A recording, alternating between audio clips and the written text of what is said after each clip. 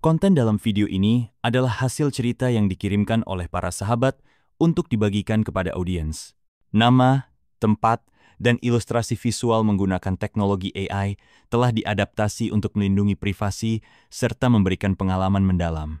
Segala kesamaan dengan kejadian atau individu sebenarnya adalah murni kebetulan. Jangan lupa untuk like, subscribe, dan bagikan video ini agar channel ini bisa terus berkembang dan menghadirkan lebih banyak kisah nyata yang menyeramkan. Dukungan Anda sangat berarti bagi kami. Teman-temanku mengunjungi Museum Wisata Kota Tua di Jakarta kemarin siang saat hujan gerimis. Aku seharusnya ikut, tapi karena pekerjaan, aku terpaksa menolak. Aku bekerja di bagian gudang sebuah perusahaan kecil di ujung Jakarta. Dan seperti biasa, aku pulang larut malam. Transportasiku sehari-hari adalah kereta. Murah, cepat, dan paling tidak selama ini aman. Tapi malam itu, aku mengalami sesuatu yang mengubah pandanganku selamanya. Hari itu aku lembur. Jam sudah menunjukkan pukul 11 malam ketika aku akhirnya keluar dari kantor.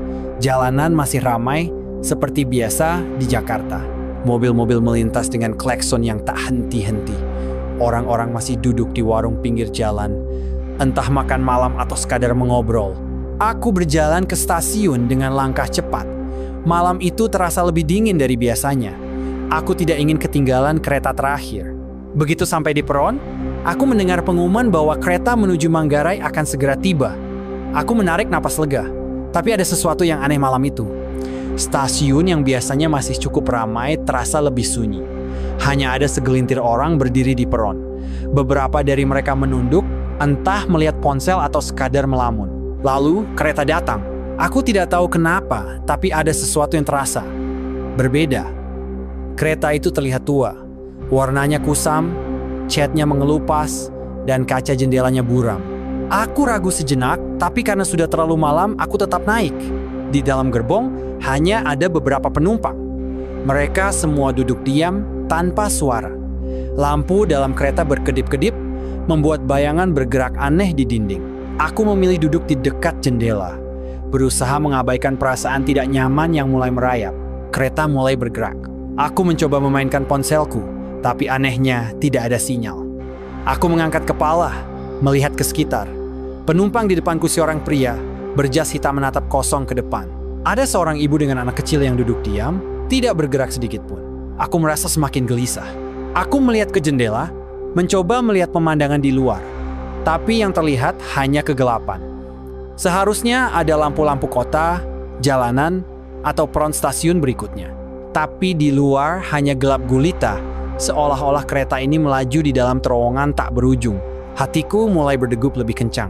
Aku mencoba berdiri dan berjalan ke pintu, berharap menemukan petugas. Tapi begitu aku melewati kursi-kursi penumpang, aku sadar ada sesuatu yang janggal. Mereka semua diam, tidak ada yang bergerak, tidak ada yang bernapas. Aku melihat lebih dekat, mata mereka kosong, wajah mereka pucat, seperti tidak memiliki darah. Aku mundur perlahan, mencoba tetap tenang. Tapi saat itu juga, lampu kereta berkedip lagi dan sesuatu yang lebih mengerikan terjadi. Beberapa penumpang mulai berubah.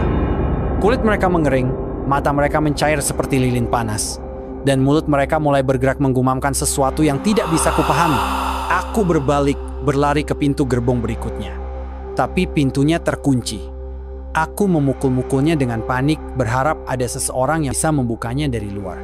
Saat aku berbalik, semua penumpang telah berdiri. Mereka menatapku. Wajah mereka bukan lagi wajah manusia. Aku mencoba menarik napas, tapi udara terasa semakin dingin. Tubuhku terasa berat, seolah ada sesuatu menarikku ke lantai. Aku merasakan suara bisikan di telingaku, bisikan yang mengisyaratkan sesuatu yang mengerikan. Aku seharusnya tidak naik kereta ini. Aku menutup mata, mencoba meyakinkan diriku bahwa ini hanya mimpi.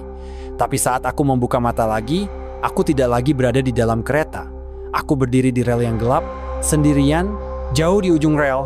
Aku melihat kereta itu masih melaju, perlahan menghilang dalam kegelapan. Aku tidak tahu bagaimana aku bisa keluar. Aku tidak tahu apakah aku benar-benar selamat. Yang ku tahu, sejak malam itu, aku tidak pernah lagi naik kereta larut malam. Dan yang lebih menyeramkan lagi, saat aku tiba di rumah, Adikku berlari ke arahku dan memelukku dengan bahagia. Tapi ia berkata sesuatu yang membuat darahku membeku. "Kak, kenapa mukamu pucat sekali? Kamu tadi nggak ada di rumah kan?" "Tapi aku lihat kamu berdiri di depan pintu sejak jam 10 tadi malam."